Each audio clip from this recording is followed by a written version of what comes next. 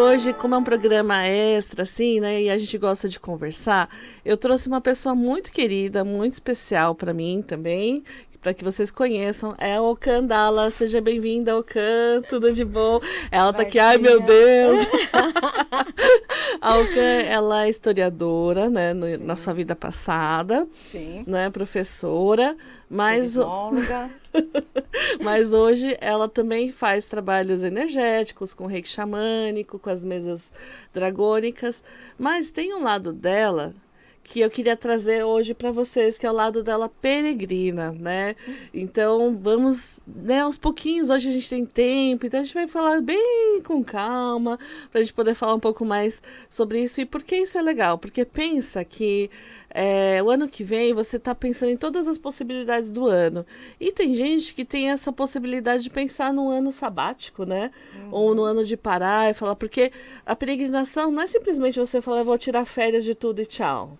Não é isso, não, né? É Então, um processo. É um processo. Então, eu queria trazer essa história da Okan exatamente, não só para ela falar das experiências dela, mas também para inspirar as pessoas, porque não é só questão, né? Eu vou parar pelo financeiro. Às vezes tem outras coisas por trás, e aí, quem sabe, você não começa a fazer a sua mala do que vem e faz a sua viagem, né? Seja bem-vinda, Okan. Gratidão, Martinha querida. Gente, muito boa tarde. Eu agradeço muito estar aqui hoje com a Marta Ueshi, nesse programa aqui na Vibe Mundial. É uma alegria, uma satisfação. Conheço a Marta já há alguns aninhos e nesse meu processo aí, esse caminho de peregrinações, a gente vai dividir um pouquinho aqui com vocês hoje. Esse movimento, né? Um movimento. A Marta está começando aí esse convite, né? Fica como um convite de uma possibilidade para o ano que vem, para todo mundo, para quem sente também no coração. A peregrinação é muito diferente de uma viagem, né? Bem diferente. Bem diferente, É um estado de espírito também, porque tem surpresas, às vezes... Eu acho que na grande maioria agradáveis, né? Porque é lógico que você está buscando um caminho que tenha a ver com você, com aquilo que você está sentindo. E às vezes tem surpresas não tão agradáveis. Que é o que acontece na vida. Não dá certo, exatamente. Não é muito diferente do que acontece na vida, né? Eu vou me apresentar um pouquinho então. Como a Martinha já falou, sou historiadora, né? Esse é um olhar também que eu acabo tendo nos meus movimentos de caminhadas, né? E em vidas passadas, aí um pouco recentes, fui professora. Busco também ensinar, no geral, o que eu aprendo. Já me deram uma pergunta que é, de onde vem o seu nome? Porque Okan é um nome espiritual, né? Exato. Então... você quer explicar um pouquinho do seu nome? Por que Okan? Sim, explico sim. Então, Okan, na verdade, é um nome iniciático. Eu fui iniciada no Candomblé de Queto há muitos anos nessa vida, mas quando eu estava com cerca de 15 anos, e dentro da minha casa de axé, a gente tinha, né, como tradição, de receber um nome dos orixás, dos deuses, no processo iniciático. Então, Okan de Aomi o nome inteiro, na verdade, que é Coração da Mãe d'Água, porque eu sou filha da Oxum, e esse também é uma ligação com esse meu movimento do feminino, né, que hoje a gente vai falar um pouquinho do caminho de Maria Madalena, e esse movimento do feminino é forte na minha vida, e daí veio o Okan. Dalla não é o meu sobrenome de registro, mas está associado ao meu sobrenome, porque... O meu nono, que era italiano, era Dalla Torre, e quando ele veio para o Brasil, eles mudaram o registro, né? Virou Della Torre, que significa a mesma coisa, da torre, e há pouco tempo, para, né, incrementar essa história toda da escolha do nome também, né? Porque eu acabei escolhendo esse nome para utilizar... Inclusive, meus amigos, no geral, sempre me chamam de Okan, né? E Okan Dalla. Mas o Dalla Torre também está associado a Maria Madalena, né, Vamos falar Martinha? sobre isso mais. Aguenta aí, vamos falar um pouquinho mais pra frente. Porque antes eu queria que você comentasse. Eu lembro muito da tua jornada ligada a Urano, né? Quando Urano entrou em Touro, ela é taurina, gente. Então, Pois é. foi naquele momento que os taurinos e a maior parte das pessoas precisou se reinventar, né? Então, essa reinvenção para você, que você tem depois começado nessa peregrinação, como é que veio esse chamado?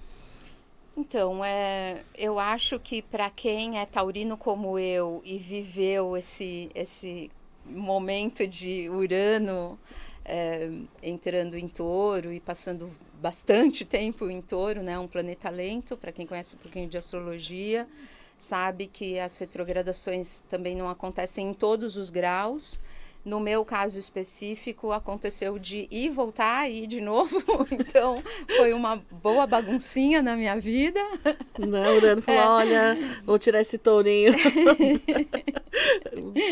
do caminho. A gente movimentou bastante a vida. Também não é exatamente só a questão do movimento no amor. A gente estava conversando sobre isso agora há pouco. Também existe um movimento na dor.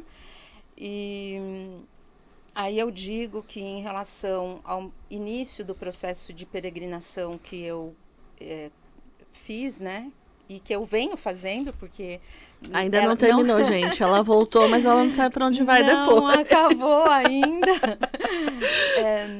Foi através de um período de dor também, porque eu estava vivenciando um luto. E, quer dizer, alguns lutos, na verdade. O ano de 2022 para mim foi um ano bem difícil. E aí, nesse movimento do luto, isso me colocou um foco de iniciar o movimento de peregrinação através de uma peregrinação muito famosa, né? Muito comum, que as pessoas mais conhecem, que é o Caminho de Santiago de Compostela. Eu fiz o caminho português, então eu caminhei 120 quilômetros, não é um dos caminhos mais longos, para quem não conhece. Gente, mas 120 quilômetros é caminho. Foram uns diazinhos, um pouquinho de cansaço. Para quem não conhece o Caminho de Santiago, tem vários caminhos diferentes, caminhos que partem da França, caminhos que partem de Portugal, da Espanha.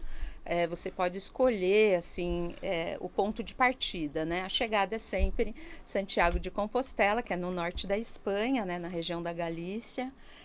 E é um movimento muito interessante para se fazer. E você fez sozinha? Eu fiz sozinha. Olha, gente, né, ela quebrando vários padrões, né? Porque é mulher. Tem gente que fala, não tenho tempo, porque eu sou mulher, não vou. Então, né, quebrem os seus medos, Sim. Porque... Por favor, sem limitações, né? Foi bem Urano, assim, sem limitações, só vai, né? Vamos se abrir às possibilidades, né? É um movimento que às vezes, né, tem pessoas que pensam, mas tenho receio mas é tranquilo, né? O Caminho de Santiago é um caminho bem famoso, bem conhecido. Você acaba conhecendo pessoas também no caminho, enfim. E dá para fazer sozinha, tranquilamente, e mesmo mulher e tal, né? É lógico que é importante se preparar, tá, Martinha? Uma preparação, né, básica. Olha, ali. Não é... Eu acho que até para quem está acostumado... Eu sou uma pessoa que sempre caminhou bastante, né? Não uso... não tenho transporte próprio, assim, né? Não guio. Então, eu caminho bastante na minha natureza mesmo. Então, sou uma andarilha, além de peregrina. Mas me preparei durante um mês aí antes de fazer o caminho, que na verdade durou 8 dias, né? 9 dias, na verdade eu passei 2 dias em Santiago. E é importante que esse movimento da peregrinação, ele pode dar um receio, assim, um friozinho na barriga, muitas vezes, né? Mas é um autoconhecimento, né, Martinha? Acho que é muito importante para você se olhar, é um momento de reflexão, né? Então, foi o que me naquele momento para mim que estava muito dolorido, né, com as perdas que eu tive, enfim, me deu um foco, né? E aí foi que eu comecei. E acho interessante trazer essa história, porque muitas vezes as pessoas pensam que, eu vou fazer para conhecer, ai, que legal. Às vezes a peregrinação também é uma forma de curar, né?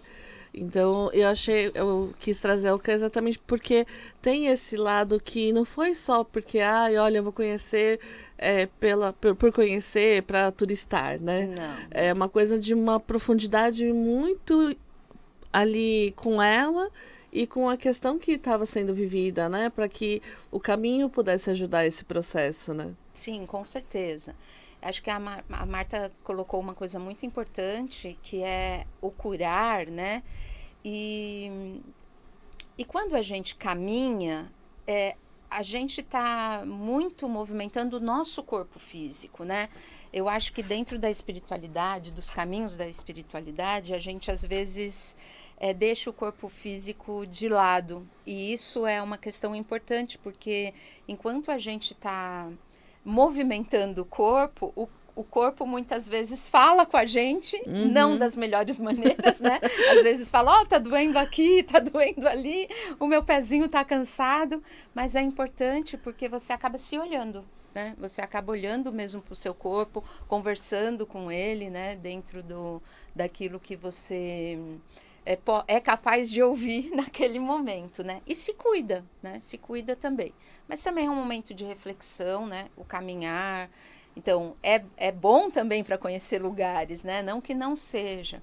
Então, durante os caminhos, tem paisagens muito bonitas. Então, acho que isso é uma coisa importante, né? Que aconteceu comigo, de estar em contato com a natureza em lugares incríveis, maravilhosos. Então, você sente, por exemplo, a energia dos elementais também, né? Que a gente conecta muito também através do caminho com os dragões. Você se conecta com as árvores ali, tudo ao redor conspira, parece, para aquele movimento que você está vivenciando na jornada, na caminhada, né? E aprende a história também, enfim. Agora, eu quero falar uma particularidade que eu, como historiadora, quando eu for fazer os caminhos de peregrinação, eu me traio um pouco enquanto profissional de história. Porque você não estuda. Porque eu não pesquiso antes, tá? Então, eu faço... o último movimento que eu fiz, inclusive, eu não pesquisei nada e não programei nada, né? Vamos chegar lá, mas realmente foi tudo... E isso é um pouco... Até traz um pouco de insegurança e até mais desse friozinho na barriga, porque realmente eu vou com o intuito de sentir o movimento e não de ter expectativas e não de ter... Então, geralmente eu faço a peregrinação primeiro e pesquiso depois, tá? Para sentir mesmo, né? Ter as suas próprias impressões, para também não ficar lá, nossa, aconteceu isso com fulano, então tem que acontecer comigo. Exatamente. Isso é muito importante, né? De autoconhecimento mesmo, né? Essa é a minha experiência. Isso, porque, assim, é lógico que, assim, eu não indico e não digo a ninguém para sair, assim, no escuro, no perdido e fazer a mesma coisa. Não é exatamente isso também o que eu fiz. Por exemplo, para fazer o Caminho de Santiago, ou até para as igrejas que eu visitei de São Miguel e o Caminho de Maria Madalena, eu conversava com um ou com o outro, né? Tinha um pouco de informação ali para você saber como se virar, inclusive o próprio preparo da caminhada, né? Mas eu não fiz pesquisas profundas nem sobre o Caminho de Santiago, nem sobre o Caminho de Maria Madalena, né, que são lugares sagrados, enfim, antes de fazer a jornada, antes de, né, e aí, assim, tem essa questão da surpresa também, né, de você estar vivenciando ali naquele momento e sentir o que vai acontecer, né? Isso é muito... anima a gente, né? Pelo menos para minha alma faz muito bem. De repente você fala, nossa, o Arcanjo Miguel ali naquela pose que não existe, não imaginava, né? Exato, né? Então, assim, eu porque até quero fazer esse adendo, porque o que eu tenho percebido hoje, Martinha, não sei se você já percebeu, não sei se o pessoal que está ouvindo a gente já percebeu que com a facilidade da internet, do áudio, do vídeo, dos canais aí, né, no YouTube e tudo mais, as pessoas vão viajar para os lugares, mas ficam assim muito tempo vendo vídeos dos outros lugares, e aí lugares fica que com uma imagem com outras pessoas fazendo, né? E assim, é uma maneira de se informar? É uma maneira de se informar, mas eu quero até convidar, né, a todos para tentar, quem tem esse hábito, de tentar fazer uma viagem de outra maneira, talvez até uma viagem de peregrinação, né? De não vasculhar tanto e buscar tanta informação para você sentir o movimento. Também não controlar, né? Exatamente. Soltar, né? o controle, que vem Urano, né? Fala, olha, solta o controle. Que você não tem nenhum. Deixe o Urano entrar na sua vida, né? Aproveita os geminianos agora, não Os geminianos é isso? estão recebendo Urano, né? Então, é muito interessante. E me conta um pouquinho mais sobre a diferença que você sente. Por exemplo, se você está só turistando, quando você entra mesmo, existe essa conexão com outros seres, seres divinos? Você sentiu alguma coisa nessa parte? Como é que foi? Olha, eu vou ser sincera, eu acho que de 2022 para cá, eu praticamente não fiz mais viagens que não sejam conectadas com a espiritualidade ou alguma coisa assim. Mas é lógico que quando você faz uma peregrinação a lugares sagrados, você já também está num outro espírito, né? Você se sente numa vibe diferenciada e tal. E assim, sim, né? Porque tem muitos lugares que são tranquilos, né? Eu procuro lugares assim, né? Tanto no caminho de Santiago, quanto nas minhas visitas aos templos do Arcanjo Miguel e aos lugares sagrados de Maria Madalena, eu busquei alturas que não tivesse muito cheio os lugares, né? Que não fosse, por exemplo, feriados grandes ou assim. E assim, os lugares, por serem lugares sagrados, você sente uma vibração, né? Você sente um estado de tranquilidade, de paz, né? Então, você percebe conexões, mas tem que se deixar, né? Tem que se entregar também, não é? E aí é bem nesse caminho, não criar também expectativas. Estar aberta à possibilidade, né? Exato. E sentindo aquilo como, eu não vou dizer como um chamado, porque não é uma coisa nem tão especial assim, mas sentir aquilo como uma conexão, né? Como uma conexão com os seus próprios guardiões, né? Acho que falando em guardião não tem como não falar de Arcanjo Miguel, né? Que, assim, agradeço, por exemplo, a Marta ter me convidado hoje para vir aqui, mas não tem como não agradecer a Arcanjo Miguel de eu ter sobrevivido também a esse caminho todo, que não é o cansaço físico tal, mas é o mental, né? Porque existe um energético muito, muito profundo nessa jornada toda. E o que me vem em mente agora, que eu percebo, eu sinto, né, dessas minhas jornadas que eu estou fazendo, enquanto a minha primeira peregrinação, eu estava buscando muito a mim mesma e buscando muito me curar e trabalhar esse meu luto individual, essa última jornada, esse último caminho que eu fiz, que também não está concluído, posso retomá-lo? A gente só pegou ela numa pausinha, por isso que eu falei, Cam, vamos ver, quero que você conte essa história pra gente. Mas acabou sendo um movimento mais coletivo, né? Porque quando eu visitava os templos e as cidades sagradas, os locais sagrados associados a Maria Madalena, eu pedia muito pelas mulheres, né? Pedia muito, acho que isso é uma coisa importante no nosso caminho na espiritualidade, né? Pensar no autoconhecimento, pensar na autocura, no autoamor, mas expandir aquilo, né? Passar aquilo para o outro, né?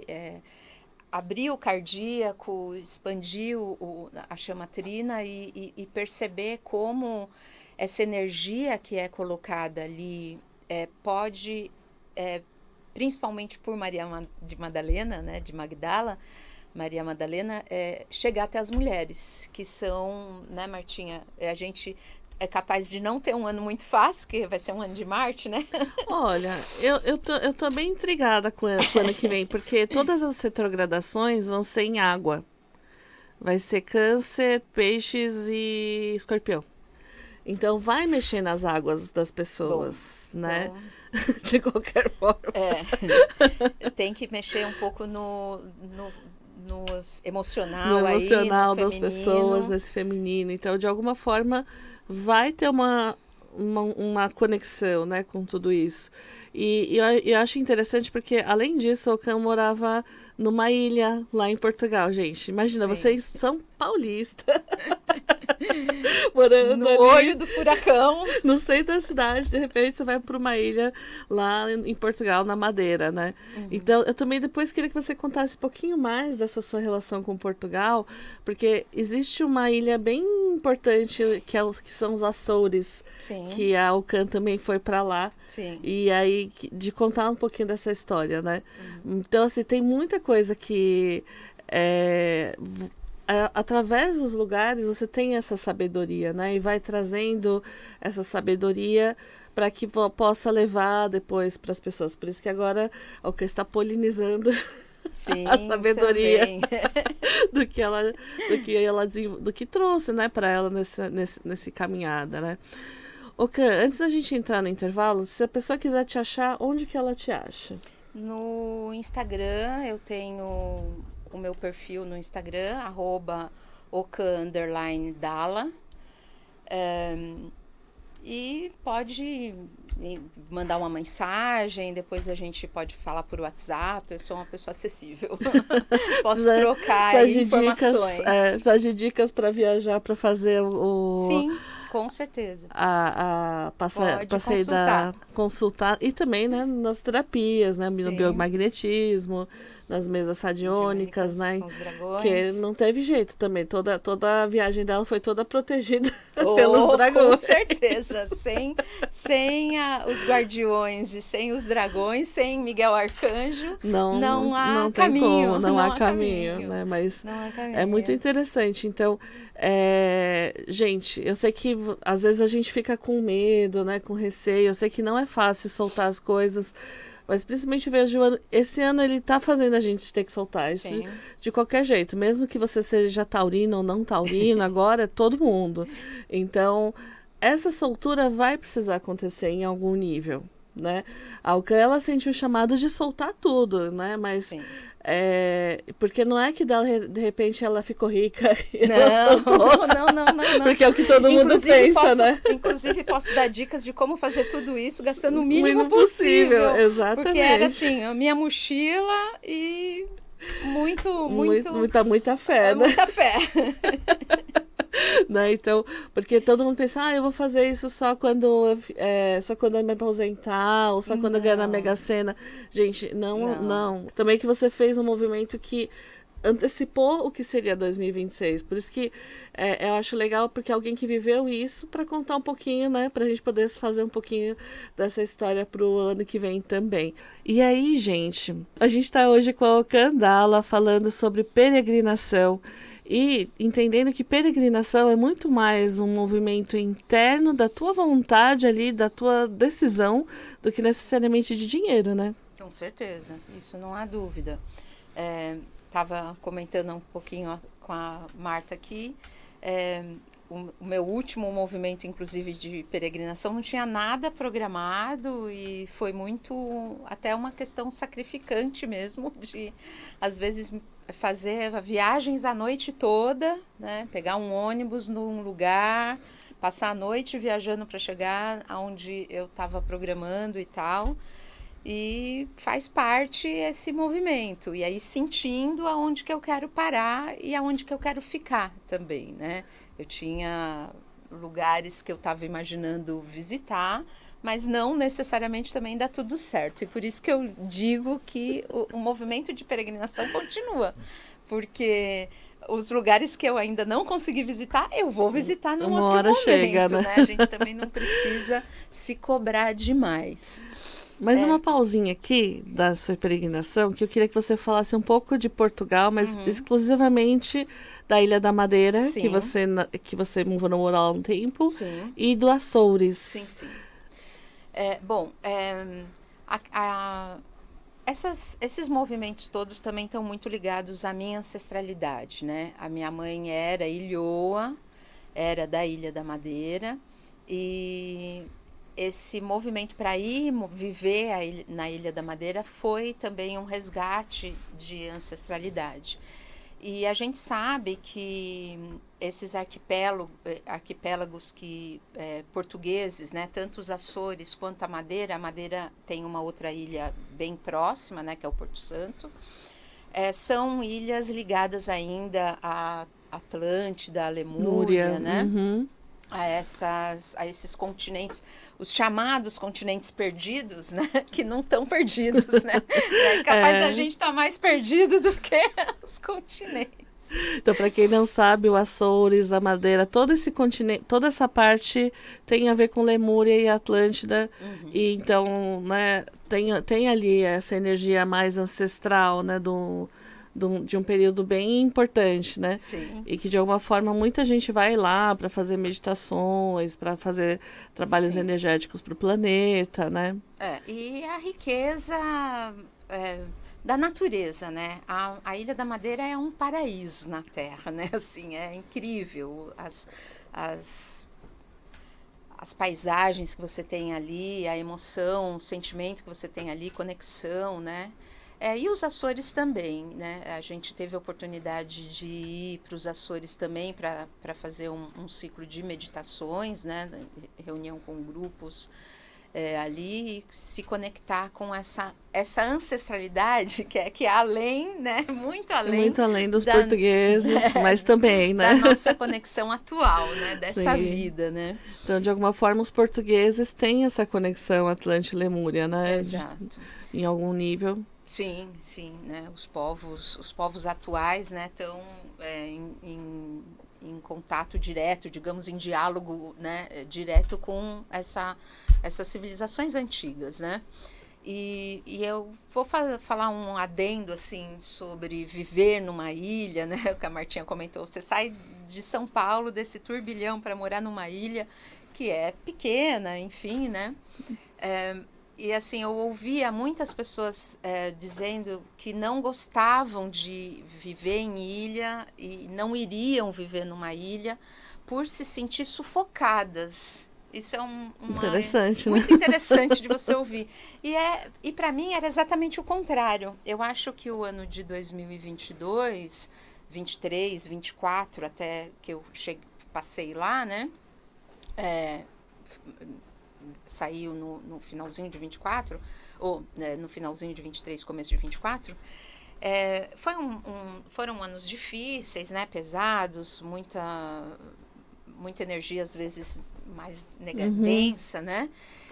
E eu me sentia protegida. Ao contrário, eu sentia que estar numa ilha, para mim, eu estar rodeada ali pelo mar. As né? águas. As águas, né? Pensar no movimento das baleias, dos golfinhos, assim, eu pensava, nossa, eu estou muito protegida aqui, né? E aí eu me senti muito fortalecida, inclusive para fazer bastante trabalho energético de cura também da minha ancestralidade, né? Em vários níveis, não só português, né? E italiano, digamos. A Cláudia Lima aqui no online perguntou onde dá para saber mais disso. Cláudia, procura no Cryon. O Cryon fala sobre a Ilha dos Açores. Depois procura lá no YouTube que ele fala só sobre a Ilha dos Açores e a origem dessa questão lemuriana, tá? E aí eu queria que você comentasse sobre, porque existe uma linha que cruza várias catedrais das catedrais do Arcanjo Miguel, e que isso se chama Michael Lines ou linha do Arcanjo Miguel, Exato. né? Você fez todas? Ainda não. Tá, né? Então é isso, né? A peregrina não para, ela Que vai ainda falta. Então, eu comecei em 2023, né? E visitei a primeira das 7 igrejas. Então, para quem não conhece, o que a Martinha comentou agora, são templos, não obrigatoriamente todos são igrejas, por exemplo, né? O da Inglaterra, do sul da Inglaterra, na Cornualha, é um castelo, e dentro desse castelo tem uma capela dedicada ao Arcanjo Miguel. Mas o que é interessante é que são 7 templos ou espaços sagrados dedicados ao Arcanjo Miguel, que formam uma linha reta, né? Então ele é conhecido como a espada do Arcanjo Miguel. Então, como existe também uma questão da ancestralidade meio que ligada para mim, no caso de Miguel, de Arcanjo Miguel. O meu pai nasceu no interior de São Paulo, filho de imigrantes italianos. A minha mãe veio da Ilha da Madeira e os dois foram, né, ao longo do caminho deles, se encontrar em São Miguel Paulista. Mais um Miguel. Viveram a vida de casado toda praticamente ali. Os filhos foram batizados na Catedral de São Miguel Arcanjo. Então a gente já tinha essa história, né? Minha mãe muito devota de São Miguel Arcanjo, então a gente tinha sempre muitas imagens de São Miguel e tudo mais. E me veio essa informação da espada do Arcanjo Miguel, que são esses 7 templos. E eu tive a oportunidade, em 2023, de visitar a primeira dessas igrejas, que foi a Sacra di San Michele, que é uma igreja num monte, muito alto, na região do Piemonte, na Itália. Foi uma condição assim mágica, um lugar belíssimo, difícil de chegar. Essa é uma Normalmente os locais que têm energia são dificílimos de chegar. Já é parte do processo. Exato. Essa é uma particularidade, inclusive, desses locais sagrados do Arcanjo Miguel. Tanto na Inglaterra quanto na França, que também existem templos do Arcanjo Miguel, esses templos ficam em ilhas, e que o mar toma assim ao redor todo, né, da ilha, e você às vezes não consegue chegar, que infelizmente foi isso que aconteceu com um dos lugares que eu visitei.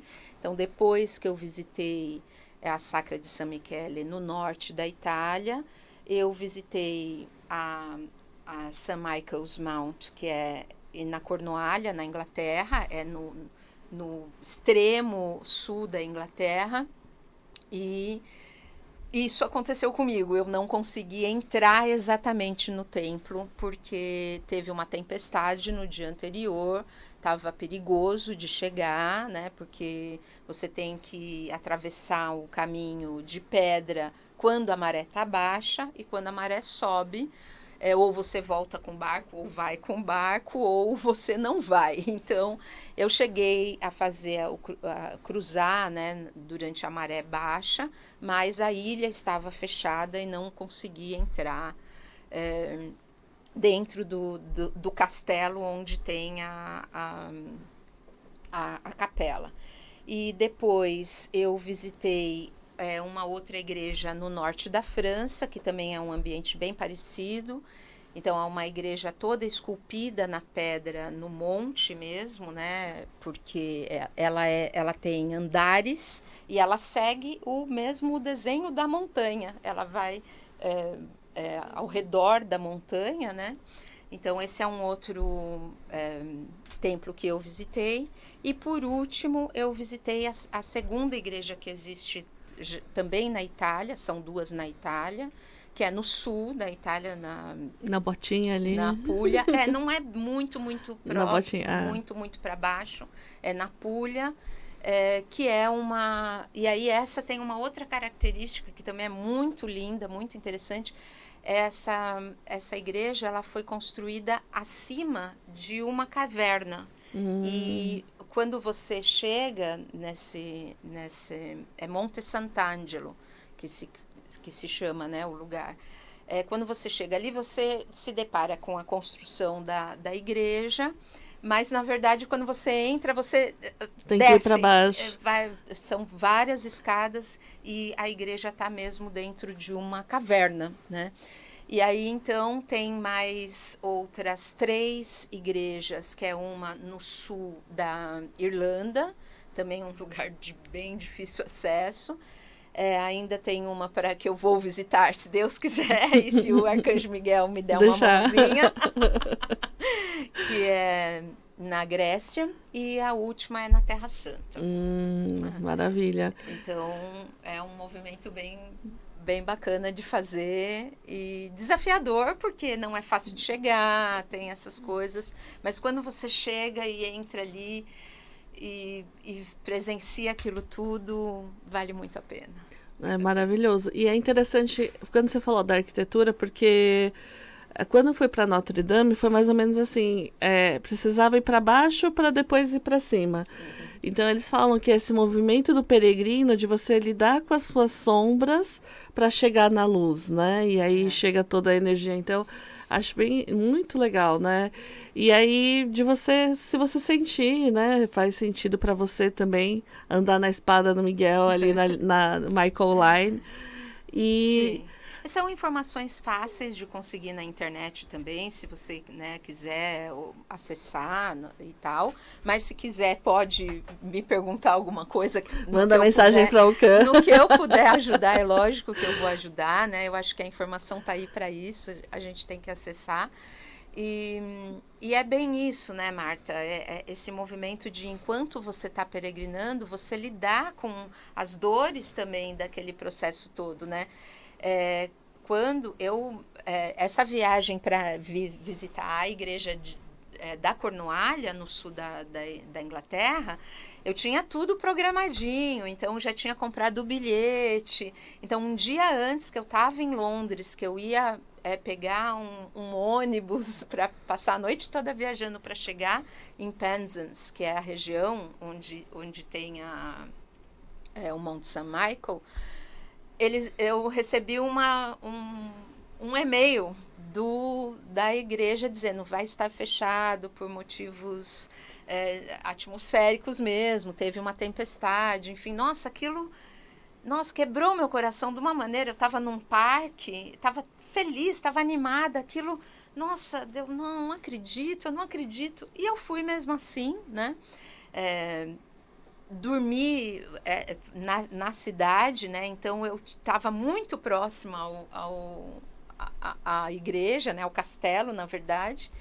E quando eu parti na manhã seguinte, que eu estava no trem e visualizava o alto do monte, né? E o castelo e tal, me veio no meu cardíaco assim uma coisa tão forte, tão divina, assim. Eu falei, eu tô lá dentro, eu sinto que eu tô lá dentro, e Arcanjo Miguel tá comigo. Então aquilo foi muito mágico para mim, mesmo não pisando. Então a gente lida com as frustrações, né? E as frustrações também trazem, nos ensinam, né? Exato.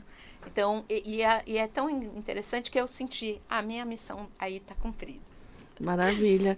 E o caminho de Maria Madalena, né? Que acho que todo mundo já ouviu falar ou não ouviu, porque ele é o mais não é escondido, mas não tão comentado, não tão explícito, né? Porque a linha de São Miguel ela é mais forte, todo mundo explica, tem muitos historiadores que falam, né, sobre cada estrutura, porque ela tá lá, né, os simbolismos. Mas Maria Madalena é algo que a gente, agora que as pessoas estão começando a trazer mais à tona, né, pouco dela, né? E para você, como é que foi essa jornada? falando mais de Maria Madalena, né? É um tema que não é muito popular, né, dentro do próprio cristianismo, para quem, né, eu acho que nos últimos anos que se tornou mesmo mais popular. Mas assim, eu acabei iniciando o caminho de Maria Madalena não exatamente como o caminho de Maria Madalena, porque o primeiro lugar que eu visitei, quando eu visitei a Sacra Mont St. Michael na Cornualha, eu tive em Glastonbury, que é Avalon, né? Avalon. Então, ali a gente teve a oportunidade de visitar a Catedral de Glastonbury, que não existe mais, né? São poucas paredes que restaram, enfim. E o portal que ainda está lá, né? Né? E aí também tem outras conexões, além de Maria Madalena, mas existem correntes que defendem, né, a visita de Maria Madalena a essa região e de José de Arimateia, né, que aí tem toda a ligação com os druidas e essa, digamos... As sacerdotisas, né? Sim, e essa cristianização dos druidas, que assim, eu acho que tem muita gente que não gosta muito dessa denominação, mas eu não digo essa cristianização como uma coisa pejorativa até da ideia que a gente tem de catequização, que principalmente aconteceu lá no Brasil com os nossos nativos, né? E, enfim, não é exatamente isso. Mas tem esse movimento de Maria Madalena na Inglaterra. Então, ali foi o primeiro lugar que, de fato, eu visitei. Não está associado claramente, não são todos que aceitam essa presença de Maria Madalena na Inglaterra. Mas aí os caminhos de Maria Madalena, eles estão mais associados à região de Provença, na França, né? E foram os lugares que eu fui visitando e, mais uma vez, esclarecendo que a peregrinação não é um quadrado fechado, você não tem que fazer, né, tudo daquele jeitinho. E na verdade ela não planejou nada disso, gente, é que foi acontecendo, é que já, como Urano ele é um planeta mais devagar, então ela também fez tudo isso em muitos anos, não foi? Foi. Então, assim, 24, né, em 23 eu cheguei a visitar algumas das cidades também associadas a Maria Madalena, que é Carcassonne e René-le-Château, e depois eu fiz outras cidades associadas também a Maria Madalena, que uma é perto de Barcelona, a Nossa Senhora Nossa, não é do Loreto, agora do Loreto é na Itália, agora me perdi um pouco. Mas, enfim, que tem um monte, onde tem intraterrenos também. Sim. Montserrat.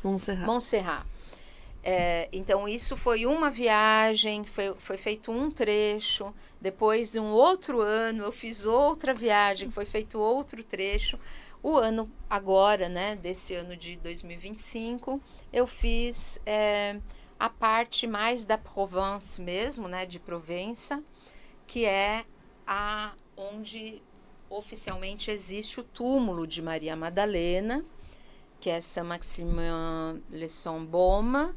Baume em francês significa gruta, e aí é onde está associado a maior parte da vida de Maria Madalena, depois que ela sai da Terra Santa, né? Chega chega as Três Marias, né, que chegam no litoral. Exato.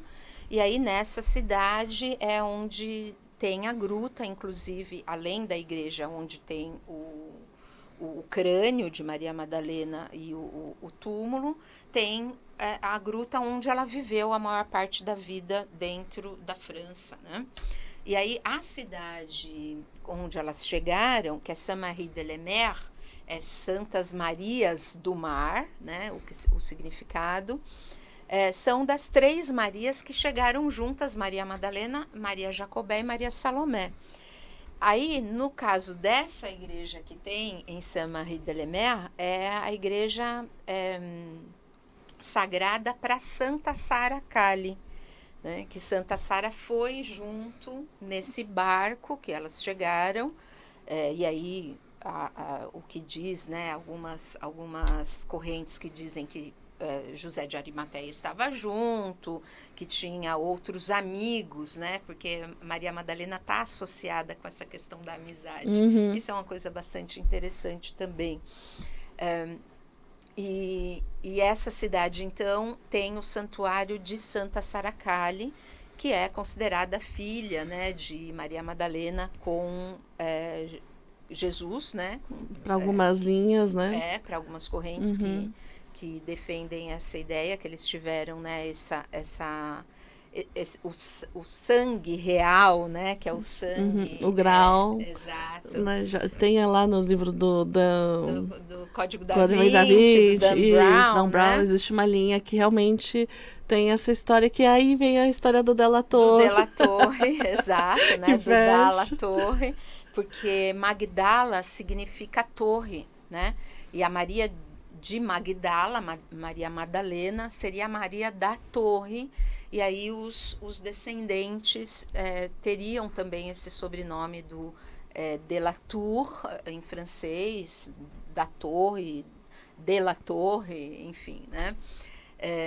E aí essa cidade, só para resgatar um pouquinho, a Saint-Marie-de-la-Mer, tem então, é uma cidade considerada muito sagrada para o povo cigano, né? Sim. Porque Santa Sara Kali é a protetora, né? Protetora dos ciganos. E aí foi nesse mar, né? Então é uma cidade litorânea mesmo, muito bonita, muito agradável, e tem um astral muito bom, né? Não sei se a própria alegria do povo cigano vem dessa energia, né? Tem essa associação com a cidade, e é muito bonito de chegar e tal, e tem também uma gruta, né, embaixo da igreja com o túmulo de Santa Sara Kali, que está associada então à vida... aos ciganos. Cam, que mensagem você vai mandar para as pessoas que vão passar por Urano? Que agora é todo mundo. Olha, eu acho que talvez, né, para os geminianos que vão estar recebendo aí, é mais até tranquilo do que era para os taurinos, do que foi para os taurinos. Não sei não, viu? Os taurinos, no geral, são mais tradicionalistas, mais, né, terra, mais pé no chão. Agora, o movimento de Urano e a mensagem para todos, né, que Urano está no mapa de todos, é bem isso mesmo, né, dá uma olhadinha em como é para o seu mapa, é acolher, né? Acolher as mudanças, acolher na melhor maneira possível, aceite com use... tranquilidade, entender que não está no seu controle, nem tudo está no seu controle, né? A gente tem que soltar E se você sentir que o seu caminho é a peregrinação, sim, né? Então, porque lembra, peregrinação não tem a ver só com turistar, né? Não. É um processo muito mais profundo de se encontrar. Então, é como se você saísse daquele mundano que você criou para encontrar o sagrado em outro lugar, né? Em outro lugar, mas em você mesmo, né? Sim. Que é o mais interessante desse processo, né? Então, eu acho isso muito fantástico, né? Esse movimento. E aqui vai ser muito movimento do ano que vem.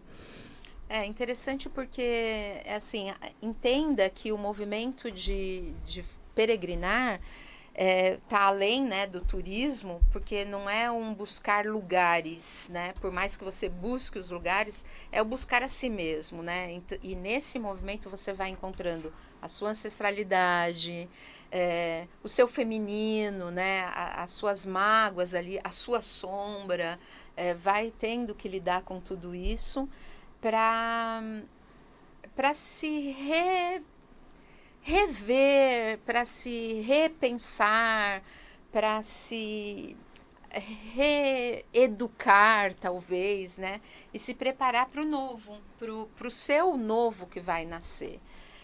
Eu quero fazer um adendo que quem tiver interesse em buscar no meu Instagram, eu tenho uma live lá sobre o Caminho de Santiago que eu fiz, falando um pouco de questões práticas também, e fico à disposição para, né, para quem quiser entrar em contato, pedir dicas, ou trabalhar espiritualidade e peregrinar e atendimento também, né, aí trabalho com biomagnetismo e também com a Mesa dos Dragões, né, com o trabalho também de escuta, principalmente ativa, da gente estar disponível aí no @ocan_dala.